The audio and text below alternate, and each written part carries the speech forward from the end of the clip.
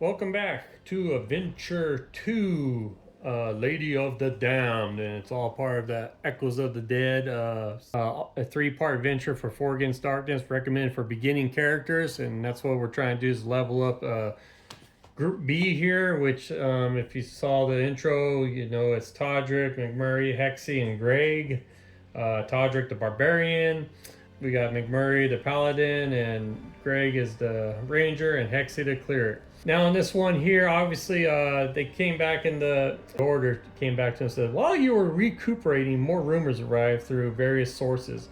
A dreaded Lady of the Damned, a former priestess of our order who was expelled after we discovered she dabbled in blasphemous dark magics that eventually turned her undead, is at the source of this foul corruption. We are dispatching you and your party back into the dungeon to kill her and hopefully end this situation before it grows out of hand. Now, when it says dispatching you and your party back into the dungeon, I'm assuming it's this crazy one that we just went through here. One of the most crazy dungeons I've done so far. There are still some doors we can open to go into some open areas around here. Yeah, there's a door up here. And I was talking to a couple of people on the Facebook group there of the 4 Against Darkness Adventurers Facebook group. And I think it was also in the comments, you could try to rearrange the rooms, or, you know, one of them had a pretty good idea where if as long as you use the same squares that the room has, and then just try to manipulate it, that works. So we'll see what we can do. I don't mind trying to re-roll or whatever if it doesn't take forever. And then it says you may take Brother Fallow's holy pendant, dun dun, and to aid you in this dangerous endeavor. Prepare yourselves, then journey forth and report your efforts if you survive. Good luck and Godspeed. The holy pendant is that it has a +1 defense rolls against undead and +2 defense rolls against vampires, which I think is cool. We're going to encounter some vampies. And I'd gone ahead and gave it to Toddrick. But you guys are like, wait, barbarians are scared of magic. This isn't magic.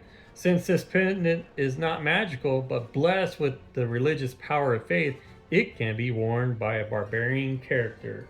So I said, Toddrick, you get to have the pendant. The reason why is you got the lowest defense. How to go figure, you're a barbarian, you got the lowest defense.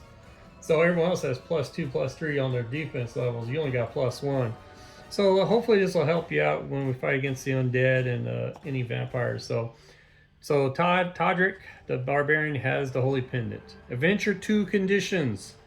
I know I'll try to speed this up because always the beginning of the new adventure it takes a little bit to get to. Kill the Lady of the Damned and return with her ashes. Upon her defeat, the lady's body will disintegrate into a pile of ash from which you must take several handfuls and place them into a small metal container carried upon your person to return to the order as proof of her demise. The order possesses magical means to test these ashes for vampiric essence and spiritual residue to confirm they are no ordinary ashes. Once 3 clues are discovered and spent, you know, I forgot to spend those clues from the last one, but now I remember, and that is going to be helpful. You'll see why when we find these 3 clues, which can take a while if you guys watch the first adventure. The next unexplored room is a boss monster encounter room. Standard boss rules apply. Roll 1d6, then add a +1 for all previous encountered weird monsters and bosses. That's what the boss modifier is for up here. And if the result is a 6 or better, then this is the final boss, the Lady of the Damned. See page 11 for game stats. Repeat this roll in each new room until the lady is encountered. Nice. At least we could just repeat and try to find it. So I guess we're ready to go. I got my little small die here, and this is to keep track of where they're at. You know, they're here, you know, they're up here, you know, they're over here, you know. So watch the little red die, you'll see where they're going. I advise you guys to maximize it if you're on a computer, to maximize your computer screen. I think if you're on the TV, it should be like, so, and that's it. I guess we're ready to go. When these little booklets are really cool if you're learning how to play 4 Against Darkness and want to level your group up real quick. The actual way is you just bust out, you know, the original book here, like this, the expanded edition, and just bust out a map and just go. So There's quite a few of these out that are pretty neat. And I know there's spoilers on this, but I think the first adventure wasn't really a spoiler because you had to do your own dungeon. This one here, the second adventure, I don't think is a spoiler either because you're reusing the dungeon here. It doesn't say to me that we had to start a whole new dungeon. So we'll go ahead and start here and we'll move to each room as usual, if I want to do this. But I'll tell you right away, I'm opening this door and I want to explore new parts of this dungeon. So, and that's what's going to happen here. Enough talky, let's play. Alrighty, we're gonna obviously going to go through this door right here. The green die is the 10s, the white die is the 1s. And we start off here and we roll. And what do we get? And oh, we started high with a 62. Yeah, oh my gosh, another four-way intersection. You know how many of those I got in here? 1, 2. Is that the only one? And 3. I've already had 3 of these, and now I got another four-way intersection going in right here. And what do we find in the corridor? 2 plus 2 is 4. Okay, I like it, because if this tile is a corridor, it is empty and may be searched. Ooh, we're gonna search. Okay, we roll a 3. Ah, crap. I have a feeling this means nothing. Search table. I used a 4AD expanded edition core book. 2 to 4 tile is really empty. Nothing to see here. Okay, we will move this way. Keep going that way. And we roll... oh gosh, I'm rolling highs. I'm rolling the 60s. We roll a 64. You know how many times I rolled that sucker? Good grief.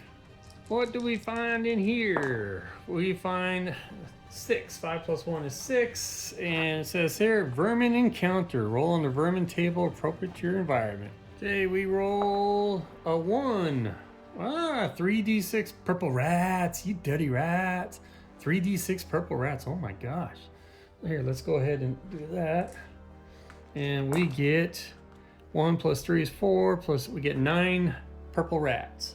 Alrighty, and this is the reason why I use miniatures. It's easy for me to keep track of who's who here.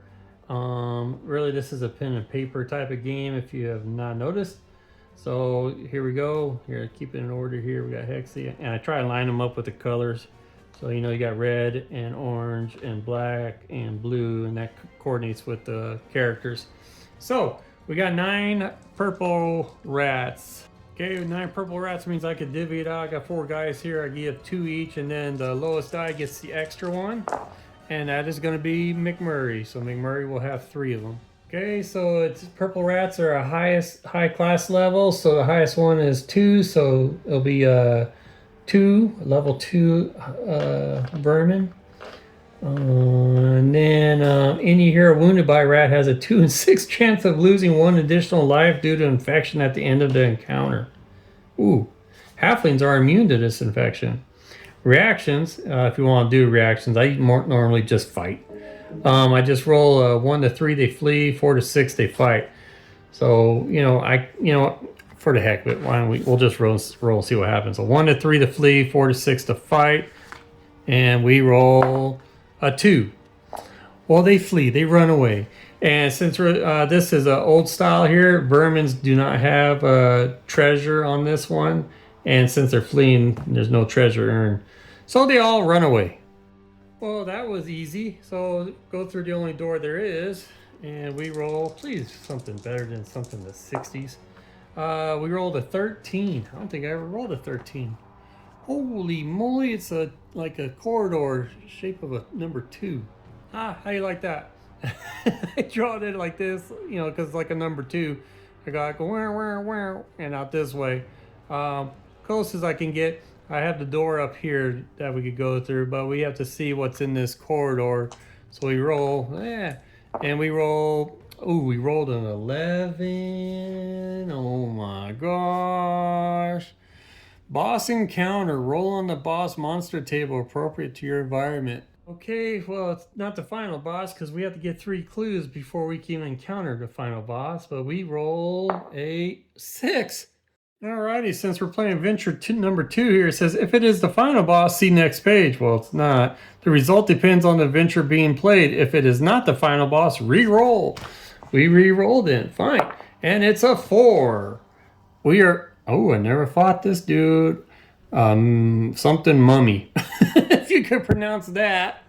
Right there, Mia's whatever mummy. Okay, in the game, if you're in a corridor like we are right here, the first two in front is who's going to be fighting. The back two cannot help unless they have ranged weapons. We do have Hexy, the cleric, and he does have the blessings, the heals and the blessings. Whoops, sorry about that. So we got that just in case. This mummy is no joke. It's highest class level +4, so 2 + 4 gives him a 6. That is not cool. He has 4 life, so we put down 4 life. 2 attacks. Oh boy. And what I do is I roll to see who he's going to attack, and it comes with 1 treasure if we defeat it. Never test morale, okay? Immune to sleep and poison, gotcha. Upon encountering them, 1d6 food rations belonging to a random party member becomes unusable unless a single blessing spell is cast to prevent this. I don't care about the food rations right now. If the party member has no food rations, they lose a -1 life. Oh, okay, now I care a little bit. Any character killed by a mummy becomes a mummy and must be fought by the party. Mummies are hit at a +2 by fireballs and other fire-based attacks. Reactions, always fight to death. Here we go. Well, let's go ahead and get rid of see what happens with the food rations. So the lowest roll here is whose food rations will be affected. And we have, it's going to be Hexy. So we rolled 1d6. Hexy, you have 4 food rations. Oh, you need to roll less than 4. And, oh crap, you rolled right out of 4. Okay, you have no more food rations. Oh boy, oh boy, oh boy, oh boy. And what's it say? 1d6, and the party member becomes unusable unless a single blessing spell is cast to prevent this. If the party member has no food rations, they lose a -1 life. You just lost all 4 food rations now. It's not like you had like 3 and then you're down. So I'm assuming you're all right. You just don't have any food right now. But we'll take care of you, man. We'll take care of you. So, okay, Hexy has no food. Now let's move on. All right, it's going to be kind of tough here. It's a level 6, so we have to roll 6 or higher, and then we'll add our modifiers to it. So Toddrick's axe has a +1 to the attack, so that'll help out. So here we go. Come on. And Toddrick, you rolled a 3 plus your axe is 4 plus your level is makes it a 5. So you failed on hitting them. Oh, but McMurray rolled exploding 6. So we get to re-roll it. So right now McMurray has 1 wound on him. Come on, McMurray, let's see what we can get. And and then his level's a 2, so he's at 8. 8 plus 1, it makes it 9. So he's got 1 wound on him. So it puts him from a 4 to a 3. Okay. Now we roll to see who the mummy attacks twice. Is it going to be Toddrick or McMurray? Who does the mummy hate the most? The mummy does not like McMurray. Probably because he's a paladin. But I think the mummy picked the wrong dude because McMurray has a +3 on defense. So there's a good chance McMurray could defend these 2 attacks. Okay, first attack. Does McMurray defend? 5 plus his defense is a 3. You gotta get a higher than his level, so it has to be 7 or higher on defense. He got an 8. Passed the first one. Second one. Come on. Oh, snap. 2 plus McMurray's defense of a 3 makes it a 5, and he failed. So McMurray takes a wound. Oy. Okay, back to attack him. Gotta get a 6 or higher. And, automatic 1 is a fail. Toddrick with McMurray 4 plus your level 2 makes it a 6. So you hit. That brings him down to 2, which means for a boss, if you have half life points, the boss level drops down 1. So now he's a level 5, which makes it a little bit easier as we progress through this fight here. Now we roll to see who the mummy's going to attack. And the mummy's going to go, tied at 3s. And the mummy's going to go after, you guys tied at 1s. You guys are like, hit him. No, hit him. And you roll. All righty. He's going to go after Toddrick. Okay, the neat thing, Toddrick, he's a level 5, so now you got to roll 6 or higher. You do have a +1 on your defense and a +1 with dependent, so you're at a +2. So first attack, what do you get? Roll a 5 +2 is a 7. You passed. Now the second attack, do you get it? Roll the 4 plus the 2 makes it a 6. You passed. Nice. Now they're back on the attack. Come on, guys. Gotta get a 5 or higher. And Toddrick rolls a 4. Or no, McMurray rolls a 4. Toddrick whiffs again. Back-to-back whiffs. What's up, Barbarian? McMurray has a 4 plus his level is a 6 plus 2 makes it a 6, so he is down to 1 life point. Alrighty, now we go back on defense, and the mommy is going to pick, oh man, 5 and a 1. The mommy's going after Toddrick again because, you know, Toddrick's no threat. He's been whiffing it the past 2 times. First attack. And 4 plus his modifier of 1 and the other one makes it a 6, so he passed. Second attack. Toddrick rolls a 5 and defended again. Hey, can this be it, guys? Come on, man. Just need to roll 5. And boom, there's an exploding 6. We don't need to even roll again because that 6 is higher than the level 5, so the mummy is dead. Alright, he has 1 treasure, so he rolled d6 on the treasure table to 4. So 1 gem worth 2d6 times 5. Alright, so 2d6 times 5. 4 plus 4 is 8, makes it 40 gold pieces. Alrighty, oh, and by the way, all you guys got like 134 plus gold pieces from that last adventure. I'm sorry, I forgot to tell you guys that.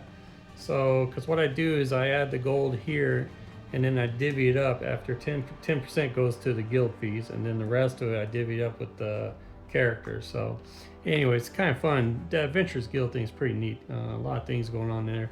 We'll start doing some small missions in that book here pretty soon. Alrighty, we are going to go to this. I mean, I can actually go this way, but then it's just one straight away, so it ain't going to work. We'll go to this door right here. It's funny because there's a door right here. Wouldn't that be something? There's like a small corridor that connected that. So we roll a greens or 10s, whites or 1s. We rolled a 66. Check it out. I got this one right here. Holy smokes. But see how this is? I might be able to make this work. Let's see. I done did it. I was able to do that, but I couldn't go any more here, so that's a dead end. But I was able to get the door on this side, so that worked out all right. We're in this room, so what do we find in this room?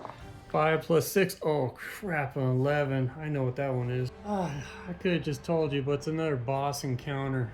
Oh, and what do we find? A 4. We are fighting another mummy. Oh, let's do the food rotten thing, whatever. So, oh, Hexy. Let's hope it's not you. Lowest die is the one that affects the food rations. And it's going to be Toddrick this time. D6. Toddrick, you got 8 food rations. I think you're going to be all right. You lost 2 rations. Okay, guys, let's make some quick work at this now that we got 2 extra fighters involved here. We hit on 6s. Come on. Jeez Louise. Greg and Toddrick, automatic fails. Hexy has a 5 plus his level is 2, so 5 plus 2 is 7. That's a hit. So there's 1 wound on him. Drops him down to 3. And then McMurray, 3 plus your level is a 2, makes it a 5. You have no other modifiers, so you missed. Good job, guys. Way to go on the first attack. Okay, the mummy brushed off that little minor attack there, and he has 2 attacks. He's gonna attack the lowest die, and we have 6, 5, 3. He's gonna attack Hexy. I think Hexy's gonna be fine because he has a +3 on the defense. So Hexy, you gotta roll a 7 or higher. Come on, Hexy. And oh shoot, 2 plus 3 is a 5, and that is a fail. Ah, bummer, man. You have that plus level on the undead too on your attacks. But that didn't work out because it's for attacks, not defense. So you still took a hit. Do not know why your life is at 3. I didn't set these in, I guess. So, because you start in life as 6, so you should be you only got 5 now. You're down to 5 life points. Can he defend the second attack? And oh yeah, exploding 6. So either way, you defended. So we're good to go. Now you guys go back and attack him. You gotta get 6 or higher. And oh, we got exploding 6 from McMurray. Todd had rolled a 5 plus his attack. His level is 1, and so he rolled a 7. So that is another hit on him. That puts him at 2. We could drop his level now to 5. So okay, and ooh, Greg even hit him too. 5 plus his level of 2 brings him down to 1. Wow, and Hexy, he did the whiff. And since his level is now 5 because he lost more than half his life points, we'd only have to roll the exploding 6 now, guys, because McMurray just killed him. Woo woo! Roll on the treasure table, and we rolled a 5, which I believe that's a 3d6, isn't it? Treasure table, 1 item of sacred jewelry worth 3d6 times 10. Yeah. So 3d6, 1 plus 6 is 7, plus 3 is 10. 100 gold. I almost forgot. When you fight a boss and you defeat the boss, then you earn an XP to level up. Well, we fought 2 of them. We killed 2 of them. So we have 2 XPs floating out there. What I'm going to do is for the first XP, I'm going to roll the 4 dice. The highest one gets a chance to roll, see if they level up. And oh, we got 3 6s here. So gotta roll again. Who gets the highest one? That would be Hexy. So Hexy has a chance to level up on the first XP. Hexy, you need to get a 3 or higher to level up. And Hexy got a 3. Hexy is now a level 3 cleric. And when you level up, you add another life, add one life point. So you went from your 5 life to 6. So if you're at full health, you'll have 7 life points. Now, Hexy, since you already earned yours, you cannot roll again for this next XP. So we roll again. The highest die, oh man, is gonna be McMurray. So McMurray has a chance to roll for XP. You're in the same boat. You have to get a 3 or higher, McMurray. Ah, geez, get in there. And McMurray rolled a 3, so McMurray is a level 3 paladin. Okay, we're in this room here. There's a door here. I mean, I could roll for giggles and see if we get some small corridor to do something in here, but I have a feeling that's gonna be pretty rare. So here we go. We roll the greens as the 10s, white are the 1s, and we rolled a 16. Yeah, 16. What's that? Yep, that ain't happening. So we'll go ahead and start backtracking. And I'll go ahead and roll for wandering monsters through the rooms that we just went through. But when we get to the older rooms here, we'll just roll as normal. So we are going to go back in this corridor here. If we roll a 1, it's a wandering monster. It's a 6, so we're good. And then we'll come back in this room here. And we roll a 4, we're good. Now there's this open corridor here. And then down here, let's roll for giggles on this one, see what happens. We roll 61. 61, nope, that ain't gonna work either, so we'll keep on going. You know what, let's try this one here, see where this goes. You never know, I could get one of those real narrow corridors. Let's see. And we get 41. And I have that. That might work, let me see. Nope, never mind. We'll go ahead and fill this in too, and we'll head over to the main entrance, and now we will start all over. Okay, back at the main entrance here. So, like I said, from here on out, we'll roll for whatever new encounters we get. There is a door here, and this corridor. It's one of those 4-way intersections again that goes out here. I'll just go ahead and roll here to see if we could get a room or something right here. And we roll a 65. Oh, that might work out. I think that will work out. All right, we're gonna roll to see what we find in that corridor. And it's 4 plus 1 is a 5. Says this tile is empty and may be searched. All right, in dungeons, roll on the special feature tables, blah, blah, blah. Okay, Okay, roll d6. We want a 5 or a 6. Now we're in a corridor, so it's a -1. So if we roll 6, we want a 5. Come on. And we rolled a 4 minus that. We are still... The tile is really empty. Nothing to see here. Golly, man. Alrighty. Let's see if we can fit a room in here. And we roll a 36. That ain't gonna happen. That's a big old squiggly room here. Like that big old boy. Nope, not happening. Let's roll again. And we roll a 24. Ooh, a little box. That might be doable. Yeah, I kind of fudged it a little bit, but hey man, it'll work. So my dungeon. So we're in a room here. So what do we find in this room? 5. Oh, that means again. Tile's empty and may be searched. Alright. Come on, we need a 5 or a 6. Oh, I got a 1. I know what a 1 is. That is definitely a wandering monster. Great. Wandering monster attack. Yay. Okay, roll a d6 to see what kind of wandering monster. And we rolled a 5. Roll on the weird monsters table. Oh, crap. And we roll a 3. Oh my goodness. Gold digging seducer. Whoa.